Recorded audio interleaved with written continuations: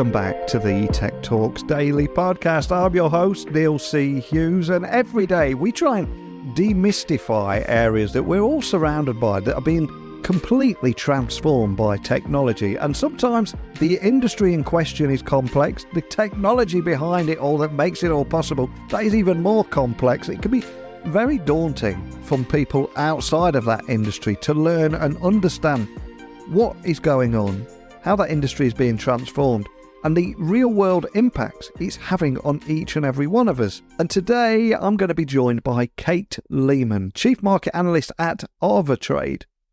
And AvaTrade's is an award-winning online broker offering CFD trading on everything from commodities, stocks, and so much more. But again, this world is incredibly daunting and challenging to people outside of it. So I want to learn more about FinTech, the financial world, how things like inflation and interest rates are impacting us, why they are doing that, and so much more. And Kate is the perfect guest. I'm quite excited to get her on here today because she's got a fantastic career in financial journalism, spanning from the corridors of Sky News to the trading floors of UFX Bank and investing.com. But today, I've invited her here to join us all on Tech Talks Daily to demystify the complex events that are transpiring right across the financial universe. From the nuances of De-Dollarization to the intricacies of inflation and interest rates, and so much more.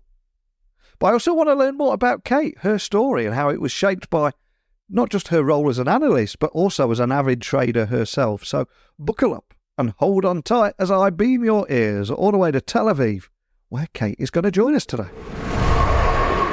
So a massive warm welcome to the show, Kate. Can you tell everyone listening a little about who you are and what you do?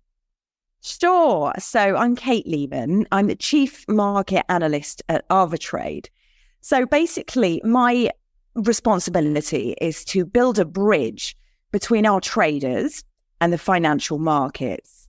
So I do that by analysing the markets myself, looking at events happening. So that might be things like interest rate hikes, inflation readings, and also indicators. So looking at the charts, the boring stuff, to identify and really highlight trading opportunities. And the way I get that across then to our clients is I do things like daily news videos, updating them on what's happening in the markets and what they should be paying attention to. And also mailers with, current trading opportunities. And that really helps them kind of navigate the complexities of the financial market because, of course, they can be complex. Well, it's a huge pleasure to have you on the podcast with me today. And something I always try to do with all my guests is take them back in time and also learn a little bit more about their origin story. So I've got to ask, can you share your background and how I think you ended up in financial journalism and your journey to AvaTrade's too? Well, I actually started way back when as a journalist and I worked for Sky News. Cool. And I also produced for them as well. And then I went on to become in fact, at the same time, I was producing at GMTV, which you might remember was a lovely little morning show that you'd get up to and have your coffee with. It no longer exists. And I actually studied finance as a journalist. So then I transitioned into the world of investing. So I took on the role of head of content at investing.com, which is a rather large news website for the markets. And then I went to work for several brokers and hedge funds in different capacities. And now here I am at AvaTrade's. Fantastic. And as you said, you are here at AvaTrade's now. So what's your day-to-day responsibilities, core elements of your role, just to give everyone an insight into how your average day looks? I mean, every day is completely different because you never know what's going to pop up.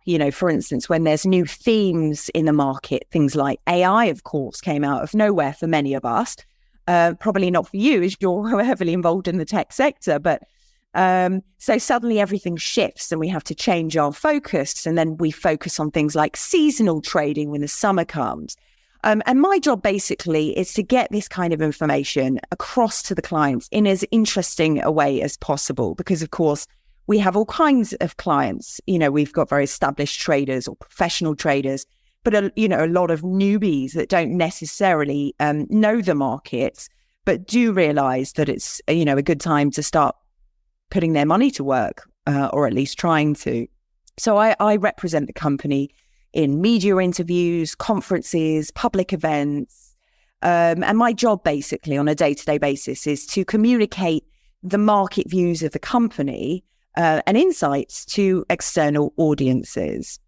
And the tricky part is that I need to articulate often very complex concepts quite effectively. And of course, to build AvaTrade's reputation as a trusted source of market analysis and data. And one of the trends that I'm seeing at the moment is more and more economies are resorting to de-dollarization. And that's one of the reasons I was excited to get you on the podcast today to maybe explore that a little. So can you explain for anyone listening, because we all have people listening all over the world, exactly what de-dollarization actually means and some of its implications on the global economy that they may have not thought of? Well, it's coming to the forefront recently, and I'll cover that in just a little while. But really, de-dollarization, we're talking about countries and economies shifting away from relying too much on the US dollar for their international trade and financial dealings. So the reason they'd want to do that is, there's a few reasons. Some want to just mix it up a bit, diversify their holdings, their currencies, so that they can avoid risks tied to the US dollar's ups and downs. For others, it might be motivated by politics, especially if they're dealing with sanctions or tense geopolitical situations. And finally, some places are forming regional trade agreements with others where they would use other currencies. But really, the point to highlight here is why it's coming to the forefront now is that, recently the US put sanctions on Russia when the conflict started with Ukraine, which some might say was exactly the right thing to do. However, there are implications to doing this. It's a risky thing for the US to do. And it has really caused the shine of the US dollar to diminish. It's led to an acceleration of de-dollarization worldwide. So it stretches far beyond just Russia. So it has actually caused many countries now to seek alternatives outside the US dollar. And this all came about after Russia and Ukraine. So, for instance, Russia and China now are settling their own transactions in their own currencies. And, now that the Russia, for instance, is under sanctions, it's worth noting that there are many countries that do have sanctions on them. And of course, this then goes further to diminish the importance of the dollar. But also, de-dollarization can cause ripples to the exchange rate pool. So we're talking about exchange rate between different currencies. So for instance, when there's less demand for the US dollar, then other currencies could get stronger or weaker, depending on how well their economies are doing. So there's generally more ups and downs in the currency world. And when the US dollar loses some of its shine, the US can see a dip in both its economic and political influence. And this is a big fear for the US, and certainly one that China seems to be taking or trying to take advantage of, because this does redistribute power among other currencies and nations, and it generally shakes things up a bit, causing disruptions. And it certainly seems to be doing just that. And if we zoom out for a moment, I mean, you're someone who's been observing the financial markets for more than 15 years now. From your perspective, how have these markets evolved over the years, and what are some of the significant changes you've noticed? So we've seen the rise of FinTech, for example, but what have you noticed? Yeah, I mean, it's amazing how quickly things change in 15 years, not just in your game either. Yeah. But let me start by talking about tech, because that has actually had a massive impetus in the way people conduct transactions, trade the markets. So the technological revolution really has affected the finance industry too. Of course, as you mentioned, FinTech, but we've got algorithmic trading and high frequency trading, which are basically robots trading on behalf of people or companies. And it's completely changed the way transactions are conducted and also how information is processed too, actually. But it's really about speed and efficiency. And it's quite unbelievable, but now 50% of stock trading volume in the US is actually driven by robots, by computer-backed high-frequency trading. So that would be my number one. And then, of course, it's affected the way we connect across the globe. It in a positive way, actually. It's opened the gateway for people that wouldn't necessarily have traded or invested before to suddenly start trading. You know, if you don't need to phone up your broker to place a trade and have a minimum, minimum deposit where once it was high net worth individuals and institutions only able to really trade, now everyone can do it. So everyone's on the same playing field. Also, in the last 15 years, I've seen really the emergence of emerging markets. So they've really stepped into the limelight, I would say. And, with countries that were previously considered as secondary players now playing a very significant role in the global economy. So investors are now recognizing the potential for potentially higher returns. And so they've increased their exposure to these emerging markets. Assets, the type of assets people are trading. So we've got alternative investments, and that has expanded dramatically. So we've got cryptos, real estate funds, things like green bonds and socially responsible investing, which is ESG. So there's a real growing appetite for diverse and also sustainable investment opportunities. And the other one would be passive investing. So passive investing means things like ETFs, exchange traded funds, and index funds, which have become massively popular for everyone, not just people that know the market. It's a much more passive strategy where you get the market exposure, often with lower fees, and you don't rely so heavily on individual stock picking and watching the market and sitting in front of charts all day. And the other one I really wanted to just finish off and mention was central banks play a massive role in the economy, and they move markets. They've become much more proactive in the last 15 years in managing the economic cycles.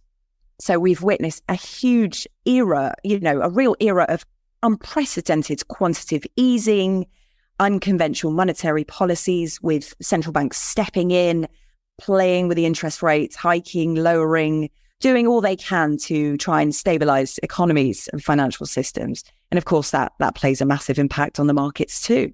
It really has. And fast forward to 2023, we have seen signs of the US dollar weakening. And I'm curious, is there any other reasons behind this trend and its potential impact on international trade and global economy? Or does it all hark back to what we were talking about a few moments ago on that de-dollarization?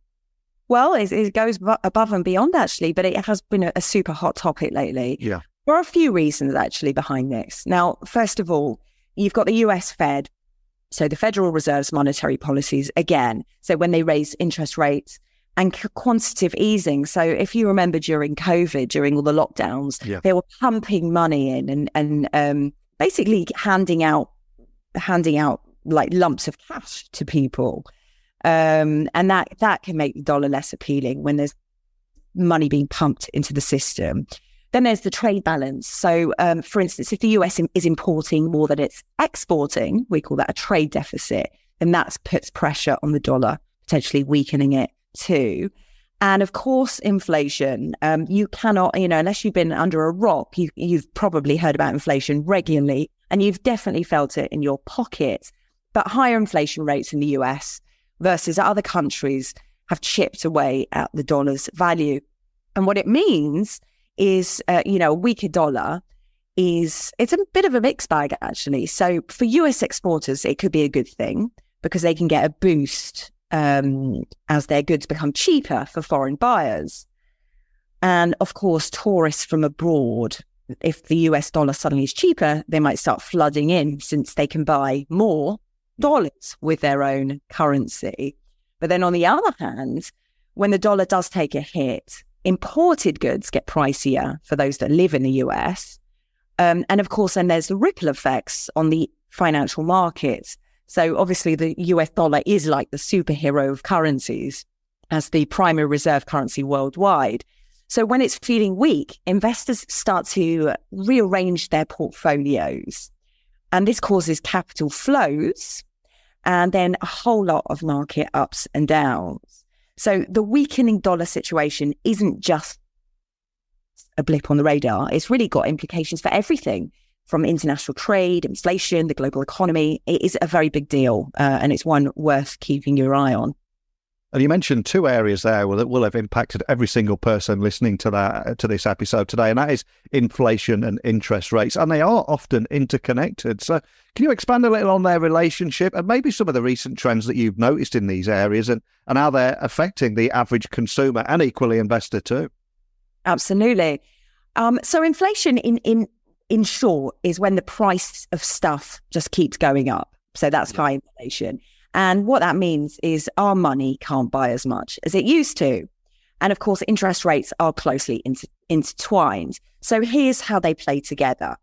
So when inflation starts rising, the central banks might go, whoa, slow down. So then they'll raise the interest rates to keep the economy from overheating and to try to tame the price hikes. But then if inflation is behaving itself and staying low, the central banks might be like, okay, let's get this party started and give it a kick. And so they'll then lower interest rates to hopefully boost spending and kickstart the economy. And of course, lately we have been seeing inflation spiking worldwide, which initially, if you cast your mind back again to COVID, again, monetary stimulus pumping in was really the kickstarter on this. And then we saw supply chain issues, logistical issues all around the world. And then we had the Russia-Ukraine conflict. And all of these things really impacted, what we're seeing today. So now the central banks are literally on the edge of their seats, watching closely to see how the numbers are reacting, the prices. And they're always getting ready to either hike or lower the interest rates, just really to keep things in check. So, for us, the everyday people and also investors, when inflation does go up, we feel it in our wallets because, of course, everything costs more. So the money we have doesn't stretch as far. And if interest rates go up, then borrowing money for things like houses, cars, or holidays, they also might get more expensive. On the other hand, you've got investors. So they've got their hands full during these inflation and interest rate dances, where some things like real estate and shiny gold might get more popular and pricier during inflation times. But stocks and bonds can become a bit moody because rising interest rates can make them a bit jittery. So everyone's on their toes, really, keeping an eye on how inflation will behave. And of course, interest rates too. And there's so much going on in this space at the moment. And without wanting to drift into financial advice territory, because it's something that neither of us are able to do, especially live on a podcast. But is there anything you can share around what investors should be doing during times of inflation and what areas that they might want to be investing in? Is there anything you can share around there? Yeah, sure. It's very important at times like this to diversify your portfolio. So diversification means basically diversifying across countries, sector, regions, asset classes, so that, for instance, if one area takes a hit, you've got the rest of your portfolio to balance it out, kind of like hedging in a way. So it's a diverse mix to really cushion any blows. And then things like focusing on quality, of course. So, I think it was Warren Buffett that said, or Soros, sorry, really you need to be seeking out high quality investments because, of course, even in times of inflation, people are going to need certain things, right? They're going to need bread, they're going to need milk, they're going to need to pay for their utility bills.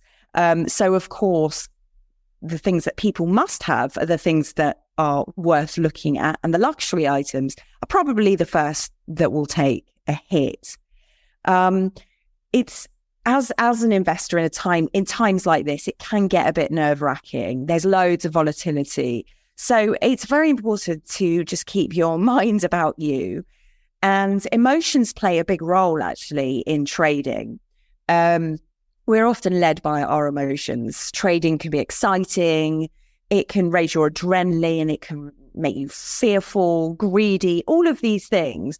And a really excellent trader is one that is able to conquer those fears or emotions by cutting out the noise of all the emotions. And there's a few ways to do that. One would be by having a plan and sticking to it. And another would be by conducting risk management, which is very, very important in trading. So managing your risk across the way you trade, across how much you trade per, how much capital per trade, and so on. So it's very important to learn about risk management. It's also very important to regularly rebalance your portfolio. And, we mentioned passive investing before, but it's not just like invest in it and just leave it. You need to really be on top of it, even if it's once a week or whatever, just checking what is going on with your portfolio. And then, of course, there are inflation proof. I mean, nothing's really inflation proof, but there's more defensive ways to play the market. Potentially things like fixed income bonds, defensive stocks like we mentioned before, perhaps utilities, and so on. So those are really some tips regarding times of inflation. And it's so difficult, isn't it, as well? I mean, you were talking there about removing emotion, not listening to the noise, sticking to your plan. They're the things that trip people up every time, right? Absolutely. And people underestimate how much these emotions can really affect traders. So, I mean, I would say for a new trader, knowledge is power. Absolutely. So the more you learn, the better you will do. And we see this, with the results of traders regularly. Knowledge is so, so important. Read, watch, do whatever you need to do. AvaTrade actually has an academy, free academy. You don't even need to be a trader, but with some amazing videos. So do educate yourself. Another thing I would say for beginner traders is start small. So start with a small amount of capital, something you can really afford to lose. And of course, brokers like AvaTrade do give traders a demo account to practice with. It's completely risk-free because you're not putting money into it. And it allows you really to get a feel for the markets, to understand how to use a platform, to test out your strategies and to back test and so on. So demo trading is really worthwhile. And also it allows you to test out a broker. So, you can see how they're kind of like their customer service is, how quick they are to respond. So there's so many benefits to demo trading. We mentioned emotions and the importance of having a plan. So really, when we talk about a plan, it's a case of having goals for yourself, sticking to them. You have to understand what your kind of objectives are. Are you trading to save, to retire? And you need to kind of understand your risk tolerance according to what you're doing it for. If it's just fun, for a hobby, then of course you'll be trading differently. So your trading will depend on, sticking to a plan here. And it's also important to know that, people do make mistakes. Every trader makes mistakes.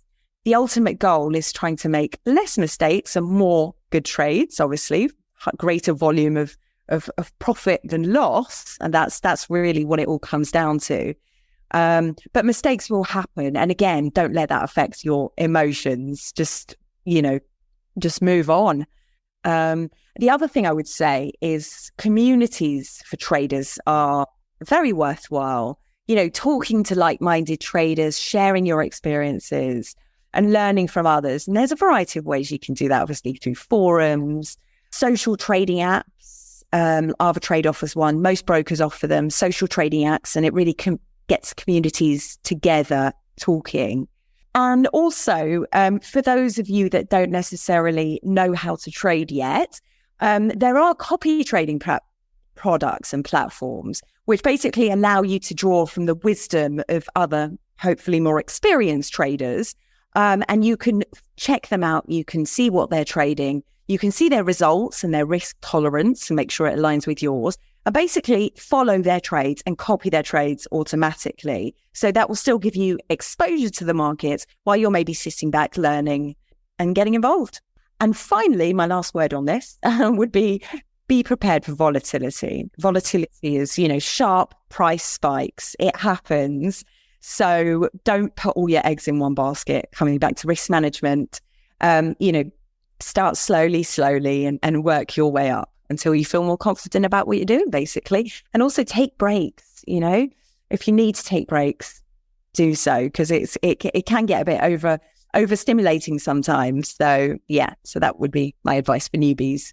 Wow, so much gold in there. I especially love the demo accounts there, especially as an IT guy that's used to doing everything in a test environment. Before you even think about going into live, get everything sorted there. So love that. And we did start our conversation today talking about your origin story, how you got where you are today. Now, as we come full circle, I will ask you to look back now and think of either a book that has inspired you or means something to you that we can add to our Amazon wish list, or a song that helps you get your head in the zone or means something to you that we can get on our Spotify playlist. All I'm going to ask is, what would you like to leave everyone listening with and why?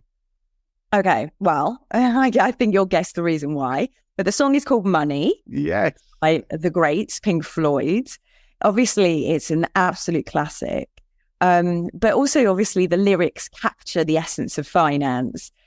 The lyrics are all about the allure and the influence of money.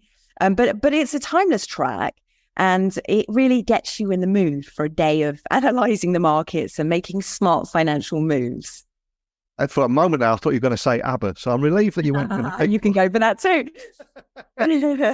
And you mentioned things like the AvaTrade Academy. There's so much going on at AvaTrade at the moment. So where's the best place for listeners to find out more about anything that we talked about today? Maybe explore the Academy, or just contact your team if they've got any questions. What's the best starting point for everything? Go to avatrade.com, check out the Academy, check out the articles and the videos, do some learning, understand the markets, come back and open a demo account, or deposit something really small if you're not sure about the markets, maybe $100, to really get a feel of how it feels to trade with real money. Either way is fine. And happy trading. And something I always try and do every day is demystify complex technologies and things going around the world and put it all in a language that everyone can understand. And I think you've done that perfectly today, especially around the latest news surrounding financial markets and financial landscapes, such as interest rates, inflation, all these things that are impacting people all around the world. So thank you for taking the time to do that and share your story and leave us with a cracking Pink Floyd track too. Thank you, Kate. Thanks, Neil.